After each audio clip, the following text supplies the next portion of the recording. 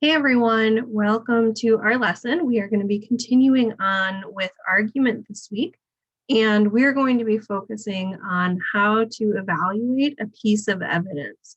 So for our work today, you're going to want to make sure that you have a pen or pencil, something to write with, and piece of paper and your notebook. Wherever you've been taking notes on argument, you want to pick right back up with that. If you have been writing your vocabulary words in your vocabulary tracker from your welcome packet, you're going to want to make sure you have that out too, because we're going to go over a couple of words from the previous lessons. Let's get started. So the last few lessons on argument have all been leading up to what we are working on this week and next week. So we're going to be working on evidence, how to evaluate a piece of evidence and how to look at the evidence within an argument to see what it does for the argument. And this kind of all comes back down to our GED skill here, that we need to be able to evaluate the relevance and sufficiency of evidence that is offered in support of a claim. So we are going to be talking about what some of these words mean today, especially words like relevance or relevant, and sufficiency or sufficient. We know we're just looking at different forms of the word, but we're going to look at what those actually mean for us today. And by the end of our time today, we should be able to once again analyze an argument, what we've been working on in the past, and we are going to be able to identify whether or not a piece of evidence is valid. And now valid is a word that we have talked about in the past, but we are going to review it again today. So let's start by reviewing some of our vocabulary. So some of the most important words that we talked about in our last lesson, where we were breaking down an argument, we reviewed what the definition of argument was. We defined a reason, and we defined evidence. We also have been working with these words valid and invalid, and we're going to really be using these today when we talk about our pieces of evidence. So let's start by predicting what these words mean. Let's do a little bit of review. Since we've seen each of these words before, I want you to pause the video and see if you can find them in your notes. All right, so let's go ahead and give a definition for what these words mean. First up, we will start with argument. We're going to define argument as a statement that someone believes is true or should be true. So we used this definition on our very first day with argument. And when we said we were mentioning arguments, since we see words like believes and should, those signal to me that these are opinion words. So we wanted to remind ourselves that an argument states an opinion.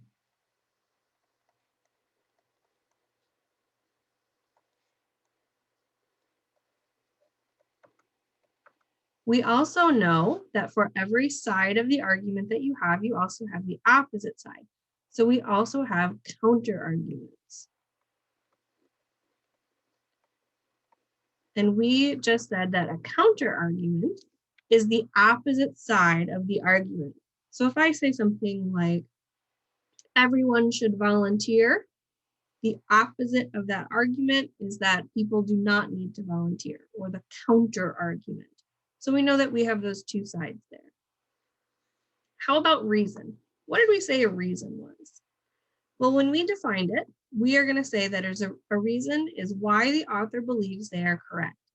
When we talked about this, these need to be big, broad ideas. They are not meant to be specific, and they should answer that question of why. Why do I believe that my argument is correct? Why does the author believe that they are correct?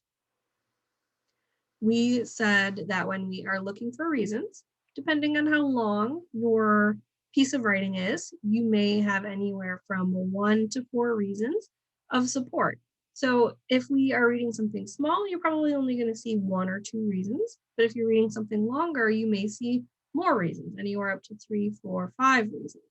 So we just want to keep in mind that these are meant to be big ideas. So why do I believe people should volunteer? Okay, I think people should volunteer because it's good for the community, because it supports other people, and because it's good for you personally. All of those things are my reasons why people should volunteer. They're my big, broad ideas, and I'm not getting into specifics. When we talk about evidence, that's where we do talk about the specifics. We are defining evidence as proof that the reasons the author gives are true. So we want to say, if I believe this thing and this is the reason I give you, I've got to be able to prove it. We know that proof is one of the most important things that we can do as a reader, is support ourselves, support our points of view, support our opinions, and how we got to those ideas. When we're reading an argument, evidence is all about finding the proof. So if I believe that volunteering is good for you, and the reason I believe it's good for you is because it helps the community, I need to be able to offer up a piece of proof that supports that idea. In our last lesson, we mentioned that there are lots of different types of evidence. We can talk about statistics, examples. We could talk about stories that people tell us. We also mentioned that anything from an expert, like a quote from an expert, all counts as different types of evidence. Now, our last two words go together. We have valid and invalid. So when we talk about something that is valid, we are trying to say that the information is based on fact and it can be proven. So we mentioned that you can have a valid argument or you can have a valid opinion. It's all about the fact that you can prove it. Now, the opposite of that is something that is invalid. So this is our information that is not based in fact and is not well proven. Remember that IN in the front of the word means not or opposite of. So it is not valid. The information given is not based in fact, and it is not very well proven. So we want to keep in mind that in order to have a good argument, you want to make sure that you are using things that are valid. We mentioned when we first started talking about argument that good and bad are not words that we want to be using. Instead, we want to start getting into the habit of using valid and invalid, because since everything is dealing with opinions, we don't want to be judging based off of good and bad. We want to be judging based off of the proof that can be given. So that's why we really want to focus on using these words valid and invalid.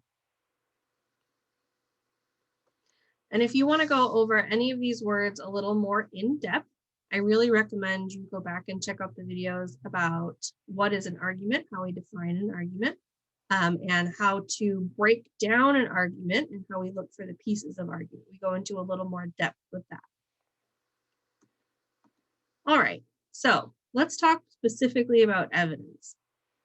When we are talking about evidence, evidence needs to be three things. In order for it to be valid evidence, it needs to be sufficient, it needs to be relevant, and it needs to be representative. I want you to go ahead and take a few minutes and think if you've heard these words anywhere. Is there any place that we see them or use them that we might be able to help give understanding? If you think you've heard these words before, go ahead and jot down your prediction. What do you think that these words mean? What do they mean to you, or how have you heard them used? All right, so let's go ahead and break them down a little bit. So the first idea that we're going to talk about is something sufficient? So when I hear this word, I think about this word enough. Is something enough? So when I think of sufficient, I always think about I have enough to be able to do this job, to be able to make this recipe. I have enough of something.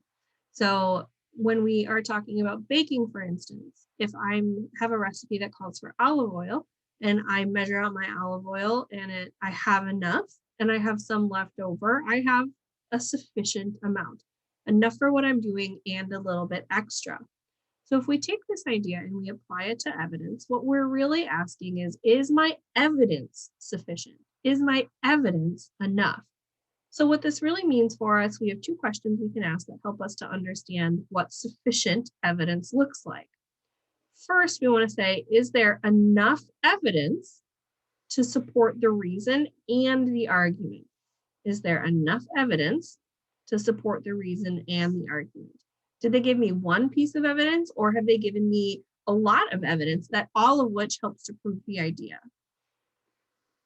We can also ask, do you need more evidence to feel that the author has proven their reason to be correct? So if you're reading and you don't feel convinced, or if you don't feel that there is enough evidence, it may not be sufficient.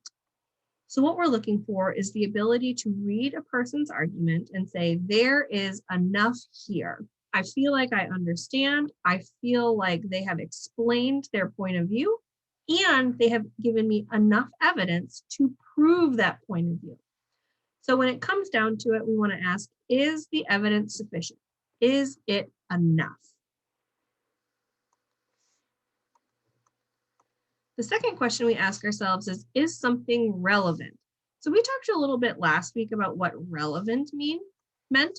And when we talked about it, we said that relevant means that you are on topic.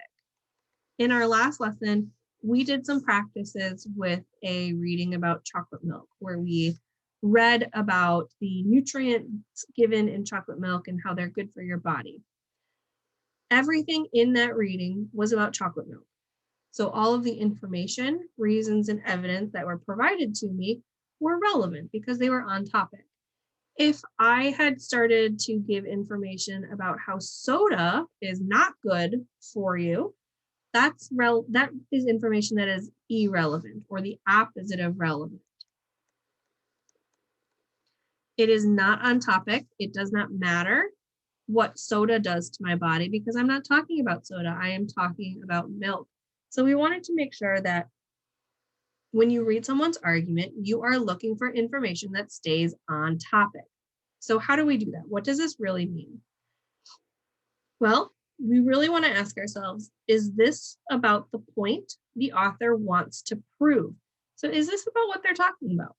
If it has nothing to do with what the author is talking about, then that information is not relevant.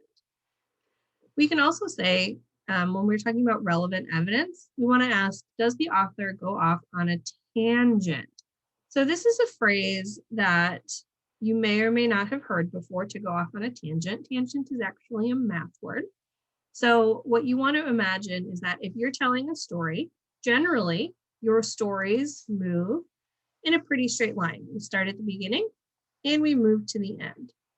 But sometimes what happens is that when we get in the middle of the story, we kind of start going off a little bit because we need to explain some extra information that happens before you come back to the story. The piece that kind of gets away from that idea, from the main storyline here, that's what we would call the tangent. It's something that is not necessarily related to what I'm talking about, but maybe I could spin it that way.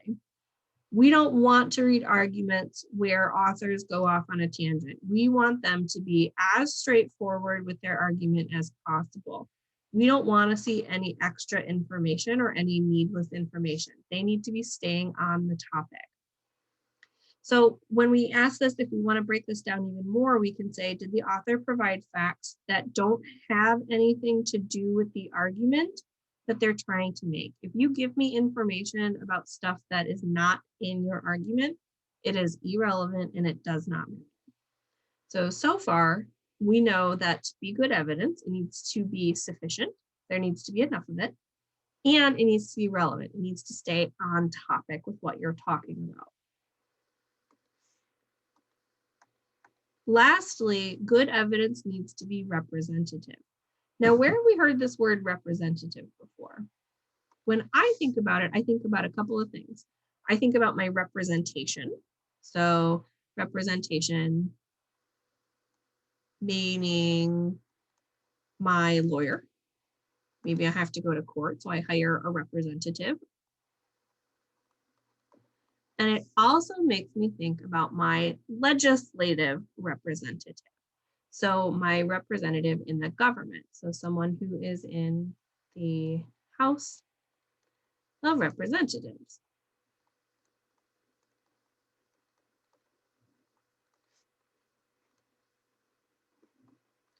Now, what do these ideas have in common? What does it mean to be representative? Well, if we break this word down, really what we want to talk about is the word represent. What does that core word mean? When you represent, it means that you are standing in, showing up, or being there for someone else or for an idea. So in court, we would call your lawyer your representation because they stand up for you. They are the people who are going to navigate the system for you. In government, we have what's called a representative democracy.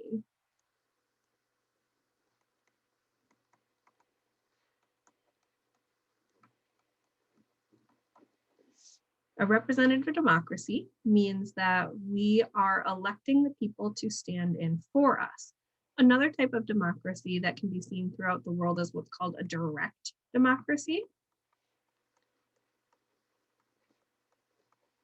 Now, a direct democracy means that every single person is going to represent themselves and they vote on every single issue. So we see this working in ancient Greece and ancient Rome, where we are seeing people standing up for their own personal ideas. I think I misspoke there, not ancient Rome, just ancient Greece, where we are seeing individuals standing up for their own personal selves. They stand up and they would vote on every single issue for themselves. If we were to try that in the United States, it would mean that every time an issue needed to be voted on at the state, local, or federal level, every single person would need to vote. Our government doesn't work that way because we elect people to represent us. So that's why we have a representative democracy. The people that we elect to go to the Senate for us, they represent our ideas or the things that we stand for. The people that we elect to go to the House of Representatives, we elect them because they stand in for what we believe and they represent the place that they're from.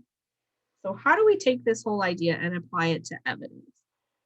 So evidence needs to be representative if it shows you the whole idea that is being discussed. It needs to talk about more than just a tiny piece. It needs to apply to the total information or the whole idea. So a good example of this is if we were to talk about Steve Bezos, who owns Amazon. So we could say that they are making an argument that everyday people donate lots of money. And I use Amazon CEO Bezos as an example. And I say, he is a representative of the typical American person. Is he really representative of the typical American person though? I would argue no, because he has a much greater amount of wealth and ability to donate than most people do. So he doesn't represent the typical American household. So in order for something to be representative, it needs to show up for most people or most ideas. So when we apply this to evidence, we want to say that it has to look at the whole idea being discussed, not just a little piece. We don't want to be selective with our information. We want to be looking at everything as a whole. Okay, so we know that in order for it to be a valid piece of evidence, it needs to be relevant or on topic. It needs to be sufficient, meaning that there is enough of it, and it needs to be representative. It needs to talk about most of the ideas that you are mentioning. So let's kind of talk about what would happen if you can't tell these things. So maybe you're reading something that's very small. It doesn't have a lot of information inside of it. Maybe it's only one paragraph. What do we do then? Sometimes you're not going to be able to explain whether or not a piece of evidence is sufficient, relevant, or representative, and that's okay. This is a learning process, and the more we get used to reading arguments, the more we're going to be able to do this just by using our good judgment. And that's my first recommendation here, is use your best judgment. You are all very smart, capable people, and you kind of know when something sounds correct to you, when it sounds valid. So you want to use that judgment that you have. Base your judgment on what you overall understand. So what is really that author trying to tell you? Based off of all the information you've been given, what's your overall understanding? And you also want to use your sense of the author's credibility. So we talked a little bit in our last lesson that in order for someone to be a reliable source or an expert, they need to be someone who has a background in an area or higher education or experience in that area. Authors work the same way. We need to make sure that we are relying on credible authors. We want to believe people who have background in the things that they're telling us. That's what it means when we talk about our author's credibility. So my key takeaway here is that if you don't know what's going on with a piece of evidence, if you don't know if it's sufficient, relevant, or representative, use your best judgment.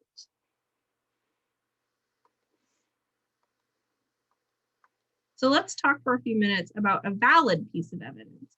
Now that we know what we're looking for, we need to be a little clearer about what good, valid evidence should do for an argument. And we talked a little bit about these ideas in our last lesson when we were breaking down an argument.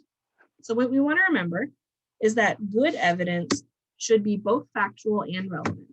Now we've broken down both of these words already. We know factual means that it has to have good proof.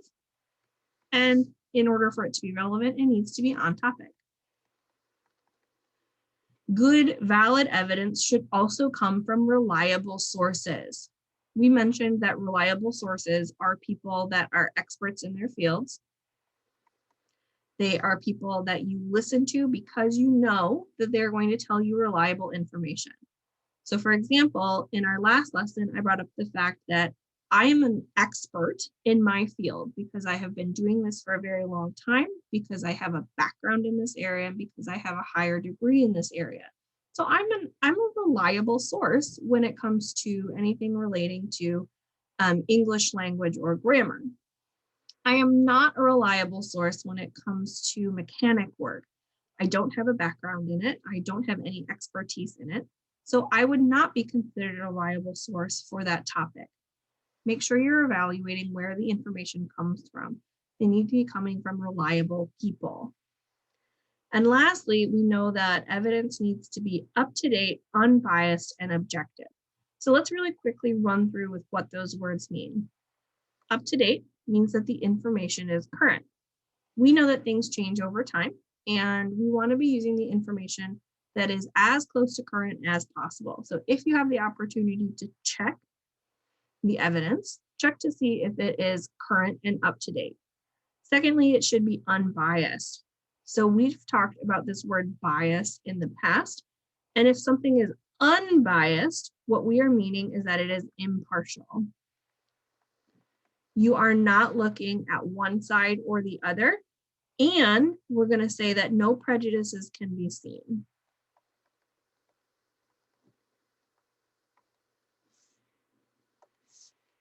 No prejudices can be seen.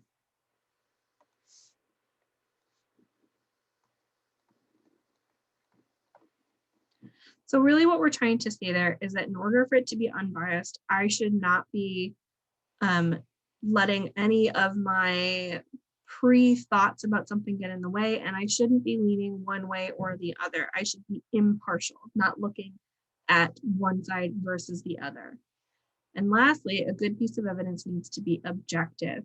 Now, we also talked about this word a little bit last week. We said that objective means that you are not influenced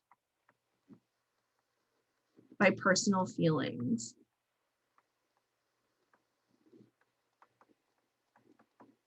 The chocolate milk reading that we did last week is the perfect example of something that is objective. We don't really see anyone's personal feelings inside of it. We are just being given statements of reason and evidence. There's not really a lot of personal feeling inside of it. So now we have a pretty good understanding of not only how to identify evidence, but how to tell if it's valid or not. We know it should be sufficient, relevant, and representative. We know it should be full of facts that come from experts and that have no personal feelings involved. That's what makes a really good fact for us. So let's go ahead and do a little practice. Okay, so I've got an argument right here that we are going to break down together, just like we did last week. And we are going to look for the pieces of evidence. So the first place that I know I want to start is with the title. And we had mentioned that we always start with title because not only does it state the main idea, but we're also going to get a good idea of what the argument might be about just by the title alone. So when I read my title here, I see that wind power is a daydream. Okay, so I know that my argument is going to have something to do with wind power. Do I know how this author feels yet? Maybe, but not quite. I'm going to go into my first paragraph to see what they have to tell me about wind power. Okay. Environmentalists like to claim that wind power could replace traditional energy sources, but the drawbacks of wind power far outweigh any supposed benefits. American taxpayers should not be forced to pay for subsidies to support this immature technology. Okay, so just from reading this paragraph, I definitely think I have an idea where this author stands and what argument they're trying to make. I think that they believe that wind power is not a good type of resource. That is my belief about their argument. So I'm going to go ahead and write that. So in general, then, this person is against wind power. That's their argument. They're against wind power. So I need to be looking next for the reasons. We know that the reasons are why I'm right. So I could say that I'm looking for reasons why wind power isn't good. So since I know that the author believes that they are against wind power, I need to be looking for why. Why does this author think that wind power is no good? So let's go ahead and jump into the reading and see what we can find out. So we'll start with paragraph 2. Traditional power plants produce a steady supply of electricity. Wind turbines, however, produce electricity only when the wind is blowing. During windless periods, backup power plants must fill the gap to provide electricity. Furthermore, areas with the steadiest winds are usually far from the cities and communities that use electricity. The New York Times notes that in Texas, the leading state for wind power production, the wind is strongest hundreds of miles from big cities. Building lines to transit, let's try that one more time, everybody. Building lines to transmit the electricity from the wind turbines to communities is an expensive endeavor. Wind farms off the coast are equally as expensive. The construction of the Cape Wind project near Cape Cod could cost $1 billion. Until we find practical solutions to these problems, we should not devote any tax dollars to this daydream of environmental extremists. Wow. Okay, so let's kind of break this down a little bit. What do we see? When I look at my second paragraph here, I see that we are talking a lot about steady supplies of electricity. And this tells me that wind turbines only produce electricity when the wind is blowing. Okay, so what does that really tell me? What is my reason that we should be against wind power? Well, we could say that the reason wind power isn't good is maybe because it isn't reliable. We don't get a steady amount of it. Going a little bit further into a reading, I see that why else are we against wind power? Well, I could say that areas that are the steadiest winds are far from cities and communities that use electricity. So distance is another reason why this author is against wind power. And I actually think there's probably one more. So if I continue to look down a little bit further inside my paragraph here, I see cost. It says it costs $1 billion to help build this wind project. So I'm definitely going to write over here that another reason this author is against wind power is because it's too expensive. It's cost. So what I've done so far is I have identified my statement of argument that this author is against using wind power. And I have identified the reasons why this author believes this. So lastly, what we want to look for is evidence. Is there any evidence that supports these ideas? Evidence that proves sufficient, reliable, relevant, and representative. So let's break down each point here. So when I look at the first reason given, that wind power isn't reliable, they talked about that up here in our first body paragraph. Is there any proof? Is there proof that wind isn't reliable? Well, they tell me that backup power plants have to fill the gap to provide electricity. Is that enough evidence? I don't know. To me, I don't feel like this is sufficient. I don't think that there is enough information here to feel confident in that idea. So our second reason why our author said that wind power isn't good is because of distance, that it was distance away. And we talked about that in our third paragraph down here. So let's see, is there any proof?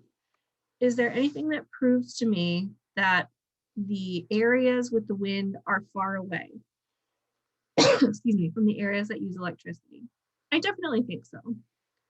I see that the New York Times tells me that Texas, which has the leading amount of wind power production, the wind is strongest where it's far away from big cities.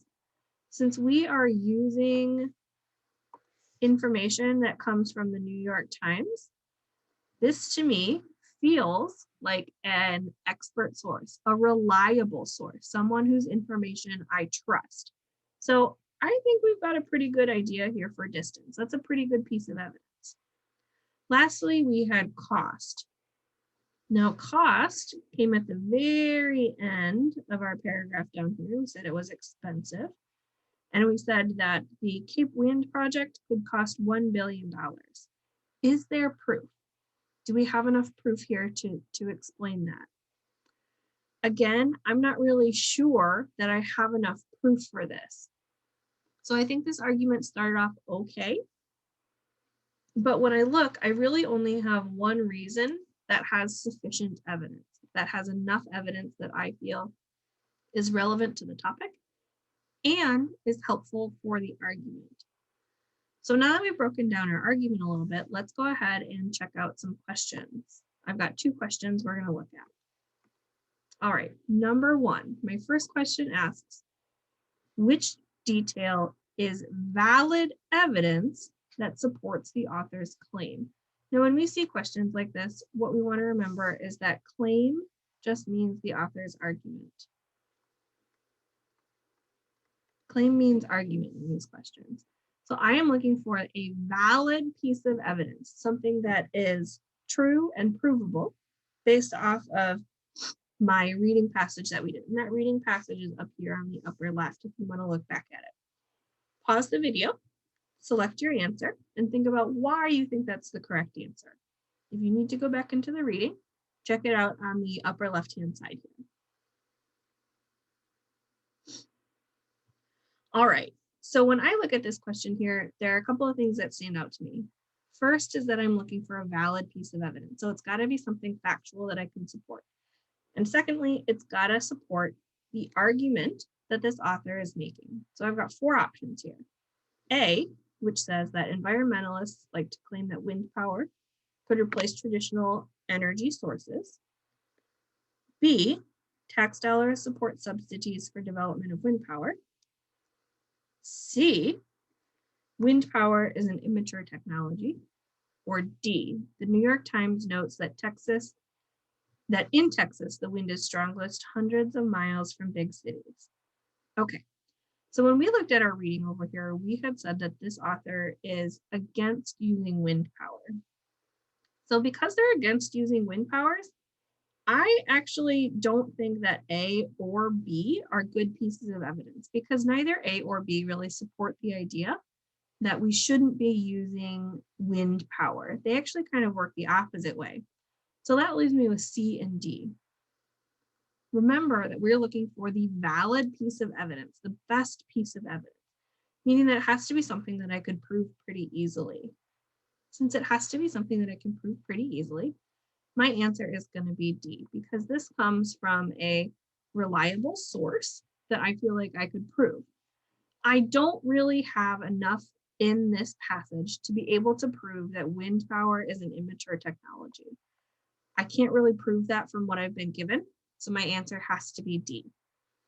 Keep in mind that when we break down questions like this, it is really helpful to make sure you know exactly what the question is asking you. Make sure you're using every single word. All right, so I've got one more question for us. All right, question number 2.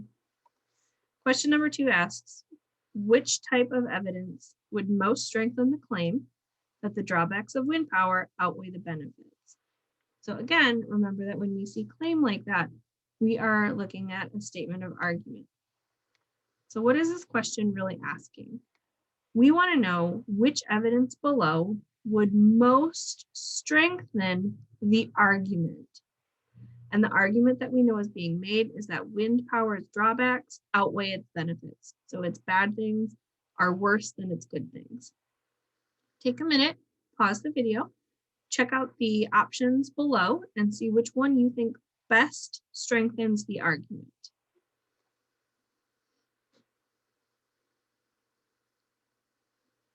All right, so when I read this, we see A, examples of some of the benefits of wind power. B, examples of how environmentalists can be extremists. C, additional data about the cost of constructing wind farms. Or D, stories from people who have to rely on unreliable wind power. Okay, so we need to be talking about strengthening the argument, right? So if this argument is all about why wind power is bad, I really don't think that I want to be giving the benefits of wind power because that doesn't help me at all. I also don't really think I want to be talking about environmentalists and extremism. That's irrelevant. It's not on topic. It's not anything to do about the drawbacks of wind power. So that leaves me with data about the cost of constructing wind farms or stories from people who rely on unreliable wind power. Both could be types of evidence, right? We talked about numbers being a type of evidence, data and statistics, and we also talked about stories that people tell. But which of these do we think is the most valid form of evidence that will best strengthen the claim? I am going to talk C. C is the answer I'm choosing because I think one of those reasons that the author gives here is that wind farms are really expensive, but they don't really show me enough information. So if they gave me more data about that, this author would have had a much stronger argument there. So that's why I'm going to go ahead and pick C here.